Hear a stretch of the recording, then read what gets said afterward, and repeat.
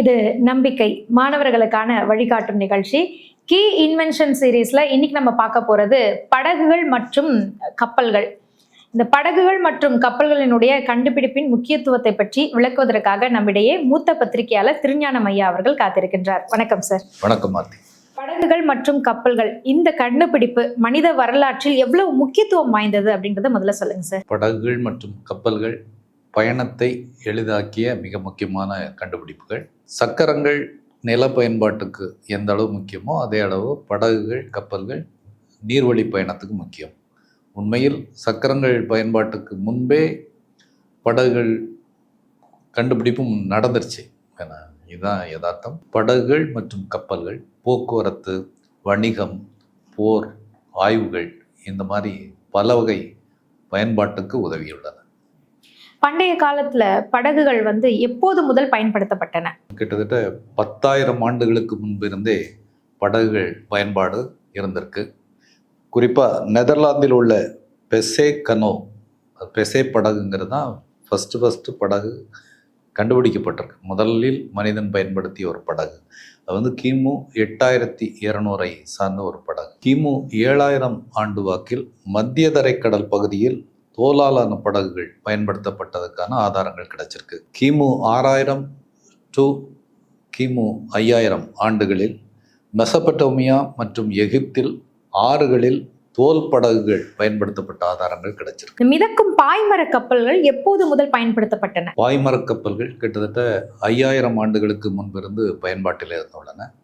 சாதாரண மரப்படகுகள் அல்லது தோல் படகுகள் குறுகிய தூரம் தான் போக முடியும். பாய்மர கப்பல்கள் நீண்ட தூர பயணங்களுக்கு உதவின. கிமு 3000 ஆண்டு வாக்கில் எகிப்தியர்கள் பாய்மர கப்பல்களை பயன்படுத்தியதற்கான ஆதாரங்கள் கிடைச்சிருக்கு. அதே மாதிரி கிமு 3000 ஆண்டு வாக்கில் சுமேரியர்கள் மத்திய தரைக்கடல் பகுதியில் பாய்மர கப்பல்களை பயன்படுத்தியதற்கான ஆதாரங்களும் கிடைச்சிருக்கு. இந்தியாவிலும் தமிழகத்திலும் படகுகள் மற்றும் கப்பல்களின் பயன்பாடு எப்போது முதல் தொடங்கியது? கிமு 2500 ஆண்டு வாக்கில் சிந்து சமவெளி நாகரிக மக்கள் படகுகளை பயன்படுத்திய ஆதாரங்கள் கிடைச்சிருக்கு. குறிப்பாக லோத்தல் அப்படிங்கிற பண்டைக்கால நகரம் இன்றைக்கு குஜராத்தில் இருக்குது. அங்கே ஒரு சிறிய துறைமுகம், கப்பல் பயன்படுத்திய ஆதாரங்கள் இதெல்லாமே கிடைச்சிருக்கு.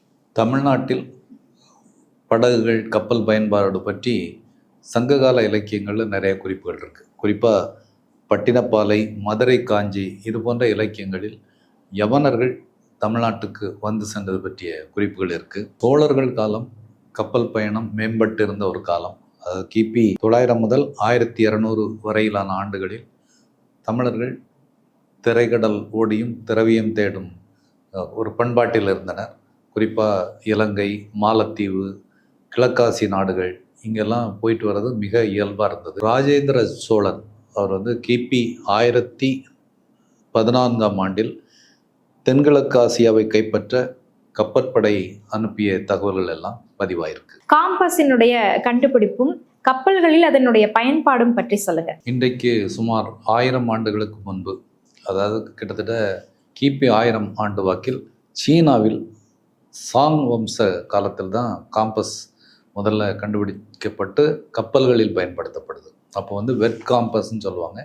தண்ணீரில் மிதக்கக்கூடிய ஒரு காந்தம் வடக்கு திசையை காட்டுகிற இந்த டெக்னாலஜி தான் அப்போ பயன்படுத்தப்பட்டது.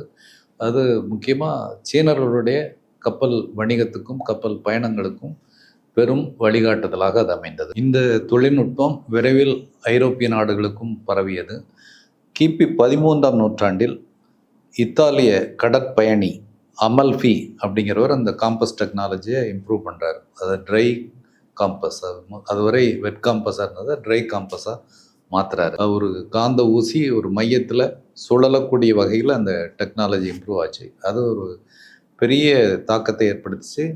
கிட்டத்தட்ட எல்லா நாடுகளுக்கும் கப்பல் பயணத்துக்கு இது பயன்பட தொடங்கிச்சு. இந்த ட்ரை காம்பஸ் டெக்னாலஜி எப்படிலாம் பயன்படுத்தப்பட்டது அப்படிங்கிறத மார்க்கோ போலோவின் பயணங்கள் அதில் விரிவாக விளக்கப்பட்டிருக்கு. அதே மாதிரி கிறிஸ்டோஃபர் கொலம்பஸுடைய ஒரு சேலஞ்சிங் கடல் பயணங்களுக்கும் இந்த ட்ரை காம்பஸ் மிகுந்த பயனை கொடுத்தது. இன்னும் சொல்லப்போனால் ஏஜ் ஆஃப் எக்ஸ்ப்ளரேஷன் அப்படின்னு சொல்லுவாங்க. கிட்டத்தட்ட 500 ஆண்டுகளுக்கு முன்பு தொடங்கியது. அந்த ஏஜ் ஆஃப் எக்ஸ்ப்ளரேஷன் ஒரு மிக செழிப்பாக மாறியதற்கு கூட ஒரு காரணம் இந்த காம்பஸ் டெக்னாலஜி, அதனுடைய டெவலப்மெண்ட்ஸ். கப்பல்கள் புதிய நிலப்பகுதிகளை கண்டறியவும் காலனி ஆக்கத்திற்கும் பயன்படுத்தப்பட்ட காலகட்டம் எது சார்? அதனுடைய தொடக்க காலம் வந்து வைக்கிங் ஏஜ் அப்படின்னு சொல்லுவாங்க. கிபி 800லேருந்து 1000 வரை. இந்த காலகட்டத்தில் அந்த ஸ்காண்டினேவியா நாடுகளை சேர்ந்த வைக்கிங் என்ற அந்த அந்த கப்பல்களே வித்தியாசமாக இருக்கும். ஒரு நீண்ட கப்பல்கள், முன்பகுதி ஒரு உயரமான ஒரு வளையத்தோடு கூடியதாக வித்தியாசமாக இருக்கும். இவை வேகமான பயணத்துக்கும் நீண்ட பயணத்துக்குமே உதவின.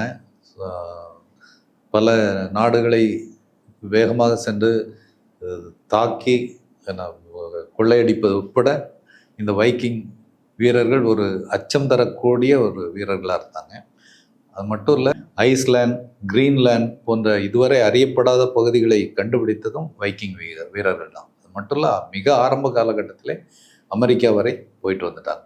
ஸோ இந்த வைக்கிங் ஏஜுங்கிறது மிக முக்கியமானது. அடுத்து கிபி 1400 வாக்கில் சீனர்கள் இந்த லேட்டஸ்ட் டெக்னாலஜியெல்லாம் யூஸ் பண்ணி ஆப்பிரிக்கா வரை போயிட்டு வராங்க. கிறிஸ்டோஃபர் கொலம்பஸ் 1492ஆம் ஆண்டு சாண்டா மெரியா கப்பலில் அமெரிக்காவை சென்றடைகிறார். இது ஒரு மிகப்பெரிய டேர்னிங் பாயிண்ட். அதே மாதிரி இந்தியாவுக்கு ஐரோப்பியர்களின் வருகை, இது வந்து 15ஆம் நூற்றாண்டின் இறுதியில் தொடங்குது. குறிப்பாக வாஸ்கோடி காமா அவர் வந்து 1498ஆம் ஆண்டு கேரளாவின் கோழிக்கோடு துறைமுகம் காலிக்கட் வந்திறங்குறாரு. அவர் வந்தது பெரும்பாலும் ஒரு வணிக நோக்கத்துக்காகத்தான். குறிப்பாக அங்கே உள்ள ஸ்பைசஸ் இதெல்லாம் வாங்கிட்டு போகணுங்கிறது தான் அதனுடைய பேசிக் எய்ம். 1605ஆம் ஆண்டு டச்சு கிழக்கிந்திய கம்பெனி இந்தியாவுக்கு வருது. குறிப்பாக தமிழ்நாட்டில் நாகப்பட்டினம், புலிக்கட்டுங்கெல்லாம் வந்து இறங்குறாங்க. தமிழ்நாட்டில் 1600ஆம் ஆண்டு இங்கிலாந்து ராணி வந்து முதல்ல பிரிட்டிஷ் ஈஸ்ட் இந்தியா கம்பெனியை தொடங்குறாங்க. அந்த ஈஸ்ட் இந்தியா கம்பெனி மூலமாக 1608ஆம் ஆண்டு கேப்டன் வில்லியம் ஹாக்கின்ஸ், இவர் தான் ஃபர்ஸ்ட் டைம் ஒரு பிரிட்டிஷ் பிரதிநிதியாக இந்தியாவுக்கு வராரு. இந்தியாவில் குஜராத்தில் உள்ள சூரத்துக்கு வராரு. வந்ததோடைய நோக்கம், ஆரம்ப நோக்கம் வணிகம் தான். இங்கிருந்து மசாலா பொருட்கள், பருத்தி போன்றவற்றை வாங்கி செல்வது தான் ஆரம்ப நோக்கம். ஆனால் பின்னாடி அது காலனி ஆதிக்கமாக மாறிச்சு. கப்பல் கட்டும் தொழிலில் ஏற்பட்டக்கூடிய அந்த தொழில்நுட்ப மேம்பாடு குறித்து விளக்கி சொல்லுங்க சார். ஆரம்பத்தில் மரப்படகுகள் அல்லது தோல் படகுகள் என்று இருந்த நிலை மாறி பாய்மர கப்பல்கள் ஒரு கட்டத்தில் வந்தன. பாய்மர கப்பல்கள் கூட முதல்ல செங்குத்தான செவ்வக வடிவான பாய்களை கொண்டிருந்தன. அப்புறம் ஒரு முக்கோண வடிவில் இன்னும் ஒரு எஃபெக்டிவான பாய்களை கொண்டிருந்தன. அதுக்கு அடுத்த காலகட்டம் நீராவி கப்பல்கள். முதல் வெற்றிகரமான நீராவி கப்பல் ராபர்ட் ஃபுல்டனின் கிளமண்ட் அப்படிங்கிறவர் அமெரிக்காவில் 1807ஆம் ஆண்டு ஹட்சன் ஆற்றில் இயக்கி காட்டுறார். ஸோ இது வந்து ஒரு பெரிய பிரேக் த்ரூ டெக்னாலஜியாக மாறுது. மிக விரைவில் உலகமும் பல பகுதிகளில் நீராவி கப்பல்கள் வலம் வர தொடங்கிடுச்சு. அப்புறம் ஒரு ஸ்டேஜில் நீராவி கப்பல்களுக்கு ஆல்டர்னேட்டாக டீசல் கப்பல்கள் வருது. குறிப்பாக 1912ஆம் ஆண்டு டென்மார்க்கில் முதல் டீசல் கப்பல் இயக்கப்பட்டது. மிக விரைவில் உலகத்தின் பல இடங்கள்லையும் நீராவி கப்பல்களுக்கு பதிலாக டீசல் கப்பல்ஸ் வந்துருச்சு. அதுக்கு அடுத்த கட்டமாக மின்சார கப்பல்கள் வந்தது. பட் மின்சார கப்பல்கள் ஒரு குறைவான பயன்பாடு தான், அல்லது பார்ட்லி எலக்ட்ரிக்கல் அப்படிங்கிற, மீதி டீசல் மூலம் இயக்கப்படுவது அப்படிங்கிற டெக்னாலஜி தான் வந்தது. அதுக்கடுத்து அணுசக்தி கப்பல்கள். அணுசக்தி கப்பல்கள் பெரும்பாலும் போர்க்கப்பல்கள்.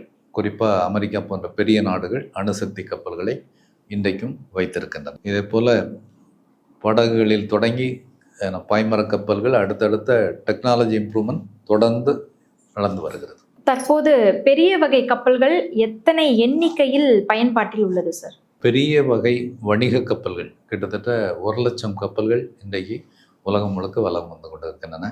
இதில் கிட்டத்தட்ட பாதிக்கும் மேற்பட்ட கப்பல்கள் மிக பிரம்மாண்டமான கப்பல்கள், 1000 டன்னுக்கு மேலே எடையை கொண்ட பிரம்மாண்ட கப்பல்கள் கிட்டத்தட்ட 58,000 கப்பல்கள் வலம் வந்து கொண்டு இருக்கின்றன. அது மாதிரி பெரிய பயணக்கப்பல்கள் கிட்டத்தட்ட 400 பயணக்கப்பல்கள் உலகில் வலம் வருகின்றன.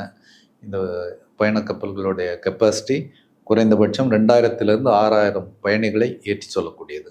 இதில் சில ஸ்பெசிஃபிக் கப்பல்கள் மிக பிரம்மாண்டமான ஐக்கன் ஆஃப் த சீஸ், இந்த பிக்கெஸ்ட் சொகுசு கப்பல் அதில் வந்து 7600 பயணிகள் பயணம் செய்யலாம். ஸோ அந்த அளவுக்கு இன்றைக்கு கப்பல் போக்குவரத்து மிகப்பெரிய அளவில் பயன்பாட்டில் இருக்கு. தற்போதைய உலகளாவிய கப்பல் வணிகம் எந்த அளவு உள்ளது சார்? 1980ஆம் ஆண்டில் கிட்டத்தட்ட 4 பில்லியன் டன் போக்குவரத்து கப்பல்கள் மூலமாக நடந்தது. இப்போது அது கிட்டத்தட்ட 3 மடங்குக்கும் அதிகமாக உயர்ந்திருக்கு. 12 பில்லியன் டன்னுக்கும் அதிகமாக இருக்குது. அதே மாதிரி உலகளாவிய கப்பல் வணிக சந்தைன்னு எடுத்துட்டிங்கன்னா 2021 $2.2 ட்ரில்லியன். 2.2 ட்ரில்லியன். அதேமாதிரி இது 2030ஆம் ஆண்டுக்குள் $4.2 ட்ரில்லியன் உயரும். அதாவது கிட்டத்தட்ட இந்திய பொருளாதாரத்துக்கு ஈக்குவலாக கப்பல் வணிகம் மட்டும் உயர்ந்து வருகிறது. கப்பல் மற்றும் படகுகளின் கண்டுபிடிப்பினுடைய தாக்கம் இவற்றை பற்றி தொகுத்து கூறுங்கள் சார். சக்கரங்கள் நில வழி பயணத்துக்கு பயன்படுவது போல படகுகள், கப்பல்கள் கடல் வழி, நீர்வழி பயணத்துக்கு பயன்பட்டு வருகின்றன. மிகப்பெரிய அளவில் மனிதகுலத்தின் பயணத்தை எளிமையாக்கி இருக்கின்றன. அது மட்டும் இல்லை, தொழில்துறை, வணிக வளர்ச்சியில் மிகப்பெரிய தாக்கத்தை உருவாக்கி இருக்கின்றன. கப்பல் வணிகம் இன்றைய சூழலில் உலக பொருளாதாரத்தின் ஒரு முதுகெலும்பாக இருக்கிறது என்றே சொல்லலாம். முக்கிய கண்டுபிடிப்புகளில் இன்று படகுகள் மற்றும் கப்பல்கள் குறித்த விளக்கங்களை மிக சிறப்பாக சொன்னீங்க சார். நன்றி. நன்றி.